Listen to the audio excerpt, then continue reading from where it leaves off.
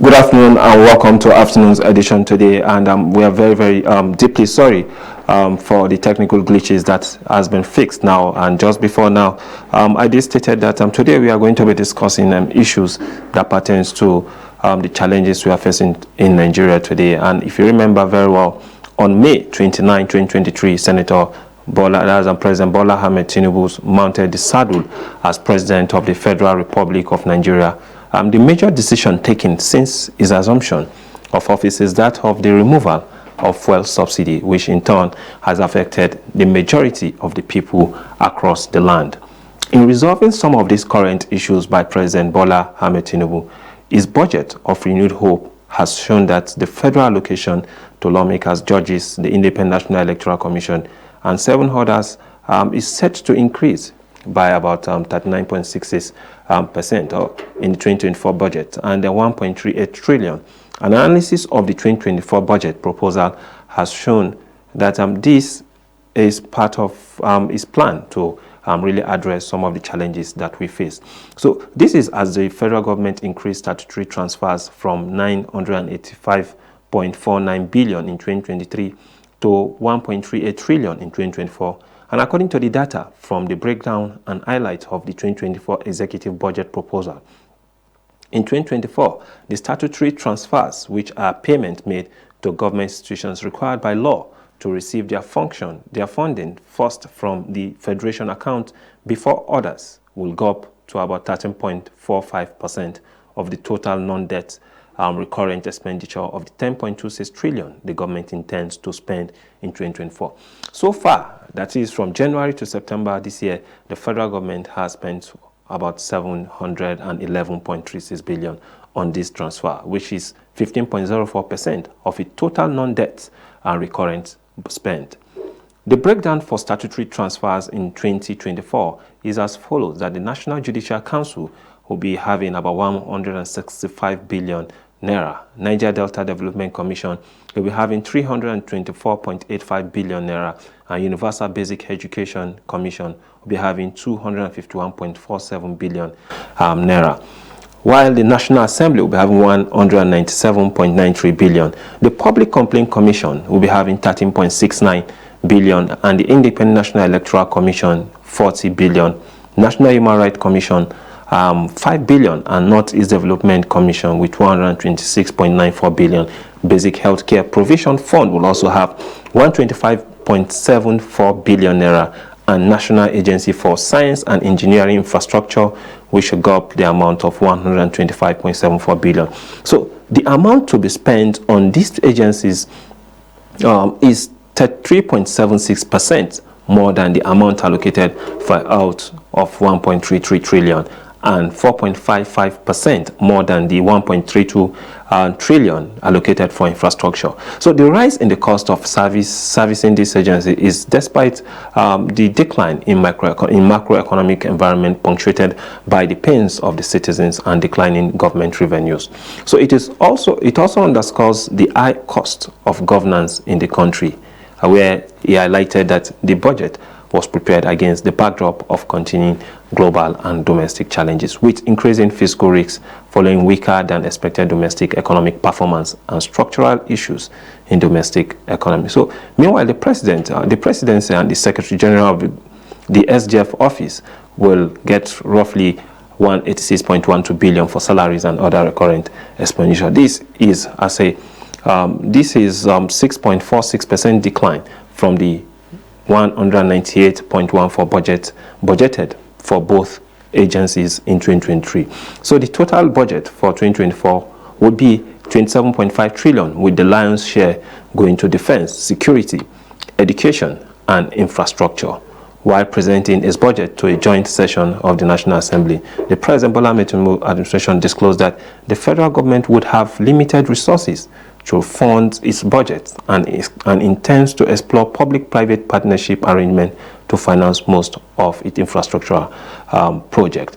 So today we'll be having this conversation with Mr. Aliyu Karo, who is presently based in Kaduna State, who will be giving us his view about the current challenges we are facing as a country, while still we understand that some of the ministries have started defending their budget at the National Assembly, and then definitely there will be an input or probably corrections to make sure that yes, the budget of Renewed Hope is well implemented. So we'll take a very short break, and when we return, we start up with the conversation.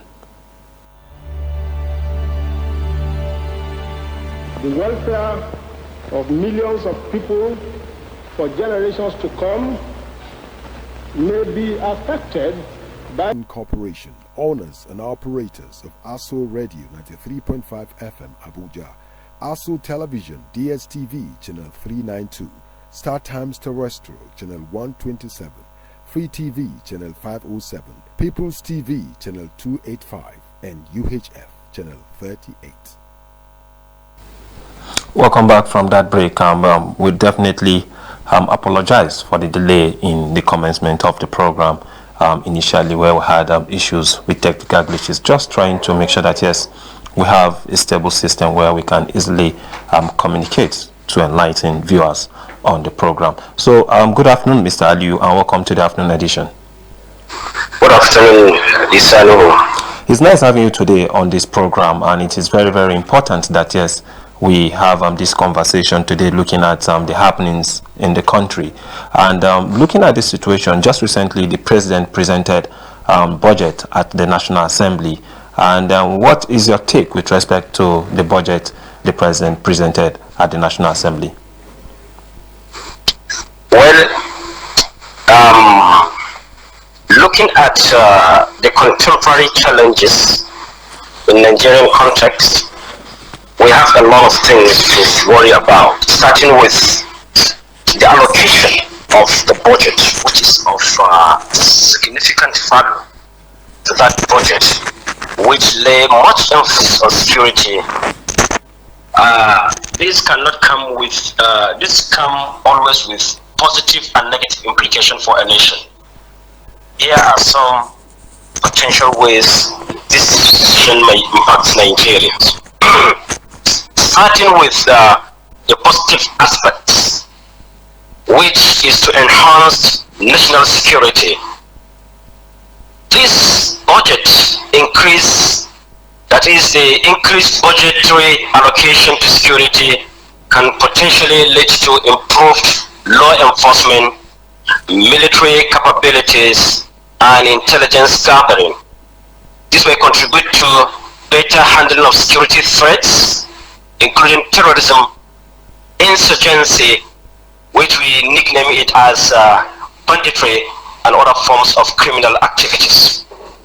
And this also will go a long way on the stability and investor confidence. That's the investors' confidence on the national security. That is, having a secure environment is crucial for economic stability and growth. Allocating resources to security, that such amount can instill confidence among investors, both domestic and foreign, encouraging economic activities and development. Going further, on the positive aspect of the budget, we have this issue of protection of citizens.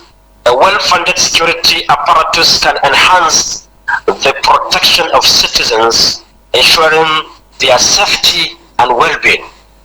Remember, this is also special. This is especially important for vulnerable populations, including senior citizens. Okay. Now, the negative aspect of this allocation is one need to go back to the trajectory of what happened in the last budget, that's 2023 budget or 2022. Let me start with 2022.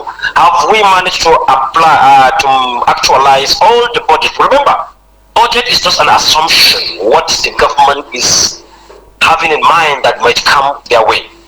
The high percentage of the budget is on personnel costs. Remember that, okay?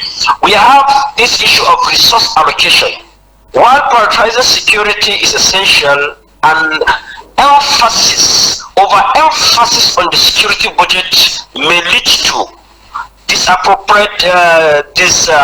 disproportionate allocation of resources.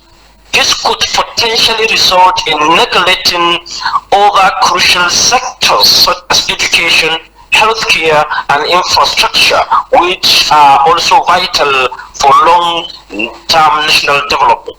Remember, this budget also has this problem, but it's a deficit-based budget. Okay, and looking at what happened during the last budget defense by President Muhammadu Buhari, we have a lot of questions. We ask a lot of questions which are yet to be answered up to date concerning transparency and accountability, which is, the effectiveness of security budget depends only on the amount allocated, but also on how efficiently and transparently these resources are utilized. Ensuring accountability is the use of funds, use of funds which are of crucial to avoid corruption and misuse of resources. The next thing under the part of the negative part of the budget is services.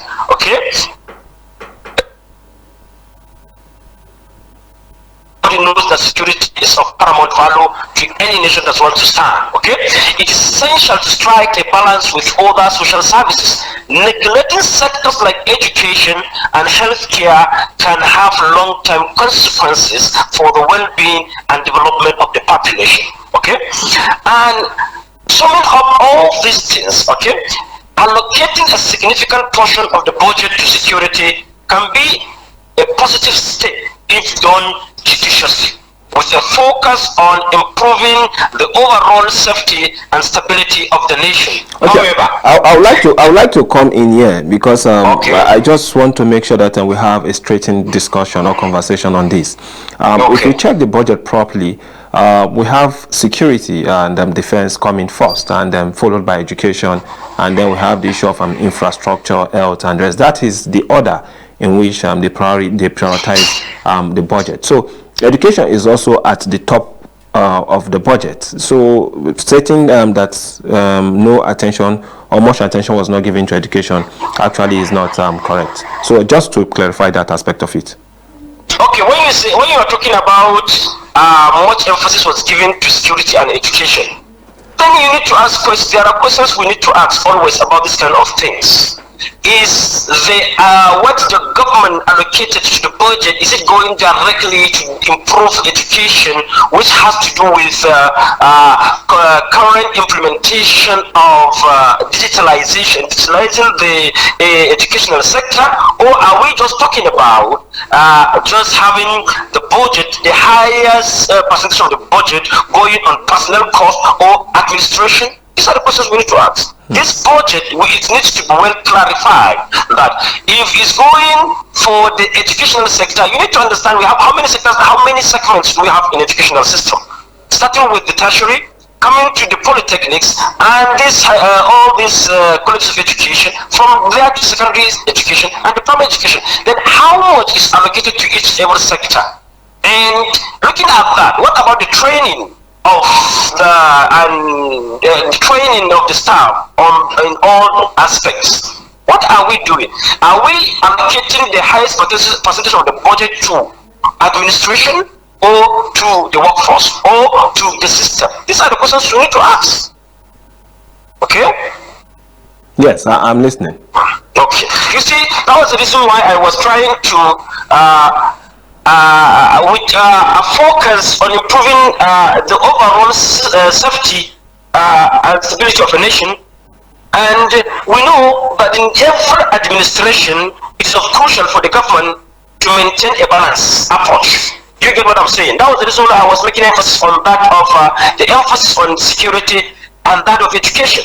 Even the security emphasis, looking at it, look at the personnel cost. Check the what do you call it, inflation rate in Nigerian context. Can that serve the purpose? There is something we are not talking about in Nigerian context, like this issue of fuel subsidy removal. Where are we, and where are we going to? Are you with me? Yes, I'm with you.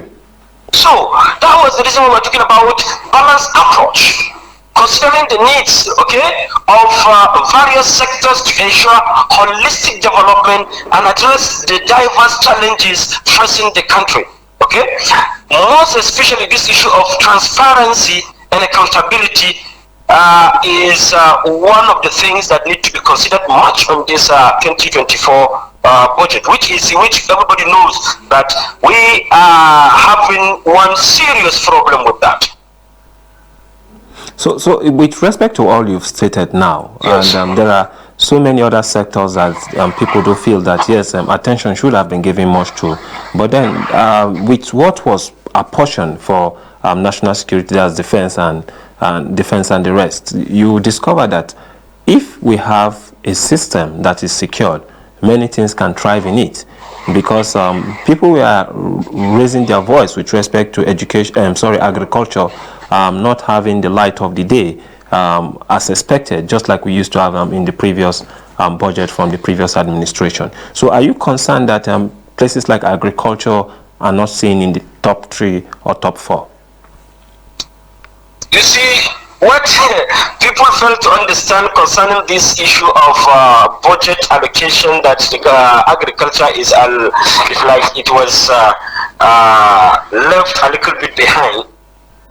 Remember that this time around we have the budget deficit is projected at I think 9.18 trillion, which is 3.88% of the GDP. Despite the fact that this is lower than the 13.78 trillion deficit recorded in 2023, which represents 6.11% of the GDP.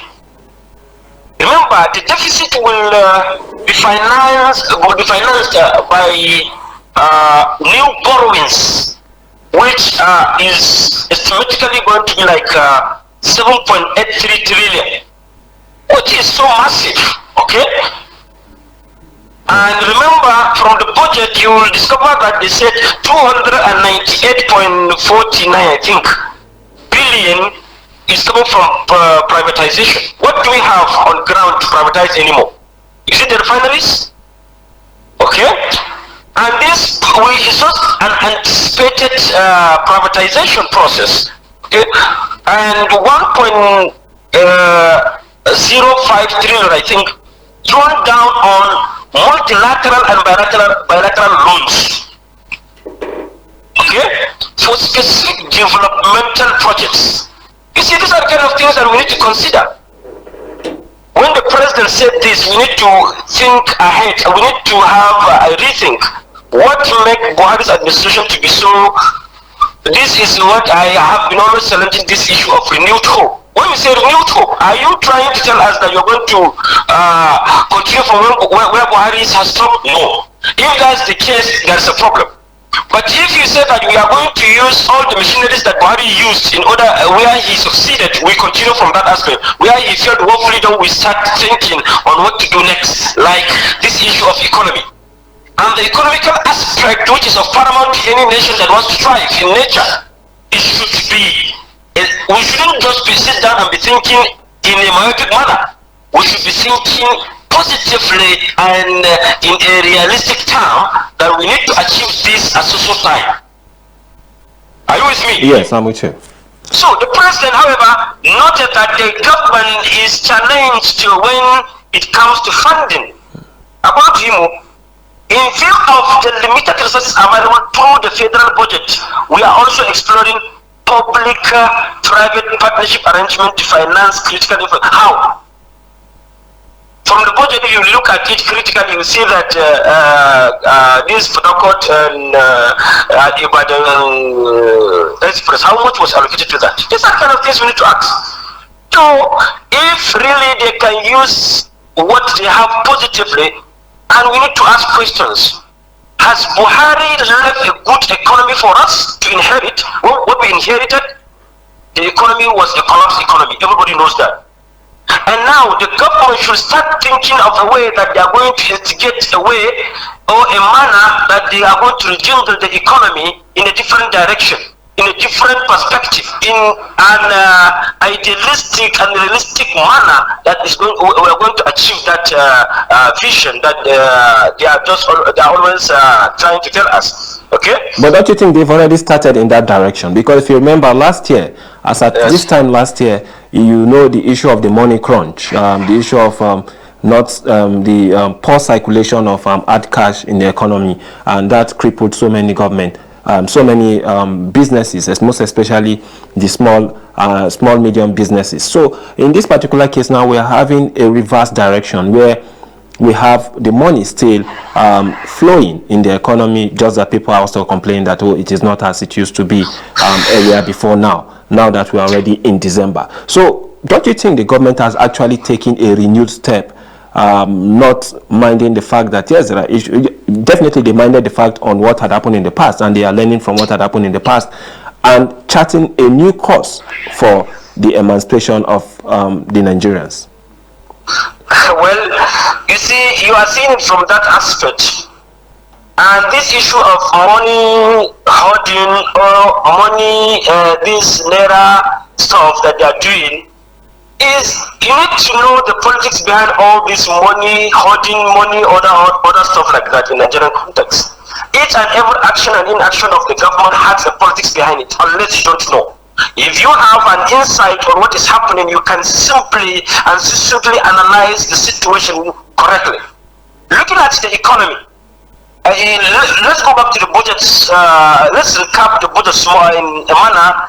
In this, I think there are like 4 critical issues in the economy that the president wants to achieve, which he said that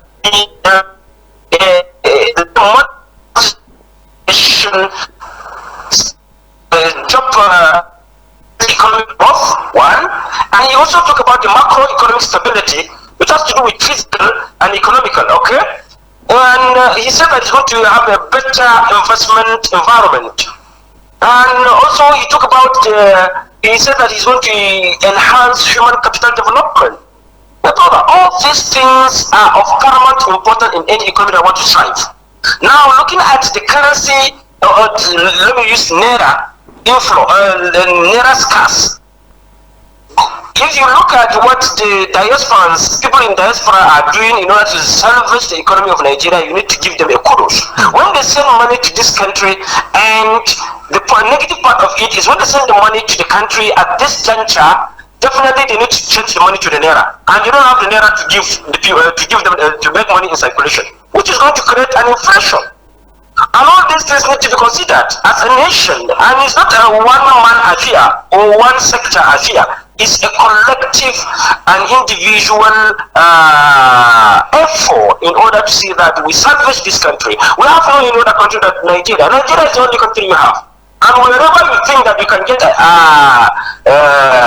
visa, or not a visa, a citizenship, I think Nigeria is the best place to stay as a black person. So you need to start thinking outside the box on how to salvage this country, and we cannot salvage the country. We cannot salvage the country unless we understand the economic challenges. How do we overcome them? Okay, how do we create this issue of skill acquisition, this issue of job creation, poverty alleviation programs, infrastructural development? These are key things that make economy to thrive. So the issue of this Naira holding. Everybody knows where the Naira is. The banks are holding the Naira. They don't want people to be using the Naira anymore. Anyway, I think there should be another way of solving that problem. Okay? But in this particular situation, don't you think the CBN has to really come out and make it bare on the floor that any banks that violate the principle they've already set up for Nigerians to have cash at hand will be disciplined? You see, the problem of the CBN is the management itself. The government side has its own problem, and that of the CBN management has its own problem. The government I want the people to understand that when you are in the CBN, you are not there to serve anybody's interest except national interest. That's what they always forgot. In a situation whereby a CBN governor is coming from an interest system that is a private system, why not managing these people that are trained in that aspect, in that line, to become the CBN governor, so that they are policies? We need to know that they are there to make policies that is going to serve our national interests. But some people are going there in order to serve their own excuse me, they're not there to serve their own personal interests. But appointment of the CBN governor is an act. There is an act establishing or giving the president the power to appoint the leadership of the CBN. So it's not something that the president just did without consulting or probably following the due process in making sure that, yes, we have the best in terms of the leadership in the CBN. If something is not working for your own administration, what do you do for it? You need to make a review. But people are also questioning that the fact that this person that is there now seems to be a bit better than what we had in the past during the time of Emefiele. Emefiele inherited a lot of problems, and he also left 10 times of that problem he met. Okay, so pushing the blame to the governors alone cannot solve the problem. What is the essence? What is the duty of the National Assembly? In order they can review the excuse me, they can review the policies that who should be the next CBN governor. It should not be somebody that will come from outside. He is there. The first year he needs to learn what is happening there. The second year he needs to understand the politics within the system. The third year he will make sure that he starts packing something for himself. The fourth year he will start settling his people, the people that send him there. The fifth year he will start looking for what do you call it? Renewal. They should renew his own appointment. You see, these are the kind of things that are happening there. But if you have a stable system, if the system is there to work for the interest of the people, the interest of the populace, I think the CBN will do the needful and make things work correctly. Are you with me? I'm with you, Aliu. Okay. So, this issue of the major problem in that CBN problem, I think, is management deficit.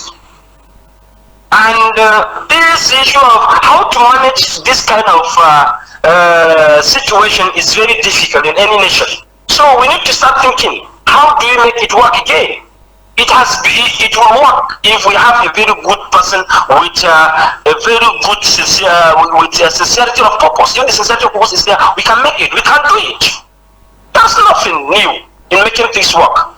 But then you raised one issue earlier on, which I would like you to throw more light on, the issue of the recurrent and the capital budget. Looking at the issues of infrastructure, are you satisfied with what you've seen so far being established in the budget for infrastructural development? Frankly speaking, when I say that I'm satisfied, I'm only deceiving you. Okay?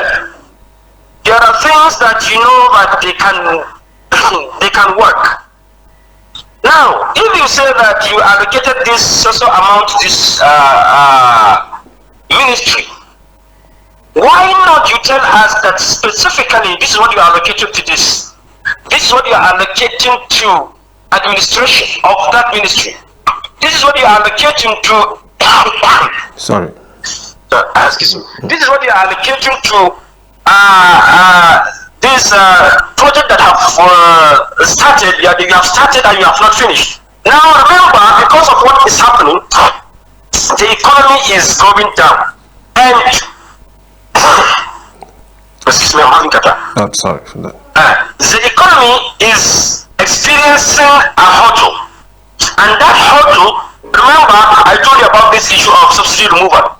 When they remove the subsidy, more than 40-50% of the companies in operation in Nigeria, they have closed because of power problem. They can't finance their project. Okay, so the same thing going back to the Ministry of Works and housing. Works and other stuff. Considering the fact that infrastructural development is something that we can do it in a manner and we can make things work and change in the way that this is sorry. So this issue of infrastructure development you will say that we're going to revisit what happened in 2023 budget. We're still going to start afresh as usual.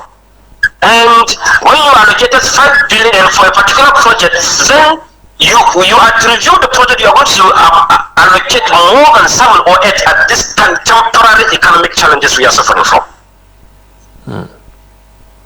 These are serious issues that you've raised, and our hope is that yes, issues like this are properly address. And coming from your home background with what is currently happening, and I remember just yesterday, there are so many issues with respect to even the budget that was presented or apportioned for the Ministry of Information, with so many persons complaining that, look, this is the time that the Ministry of Information would be able to use all its gadgets, that's the agencies under it, to really propagate or propel the agenda of this particular government and also enlighten Nigerians on the activities of government. But at this particular point in time, they seem to be having one of the lowest budgets. And looking at how key that in ministry is, how do you think they can be able to manage to be able to still sell the agenda of the government, despite the fact that they are having this mega amount of money for their ministry?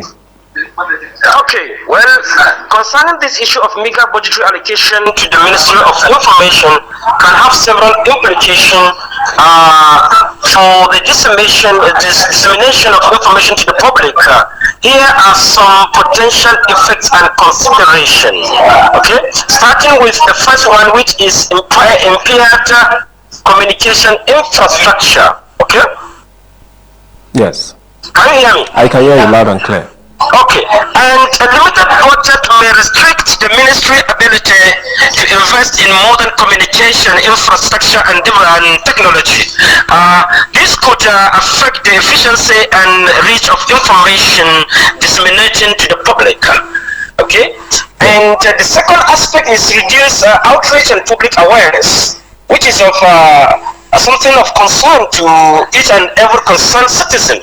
Okay, insufficient funds may limit the ministry capacity to run public awareness campaigns and information dissemination programs. Okay, and this can impact the government ability to effectively communicate policies, initiatives, and important information to citizens. And the fourth on the list is impact on information quality. Okay. Can you hear me? Yes, I can hear you, Ali. Okay.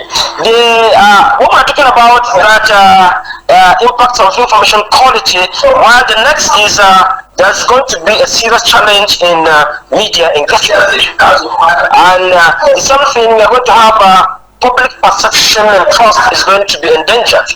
Okay, given the importance of effective communication in government or governance, concern.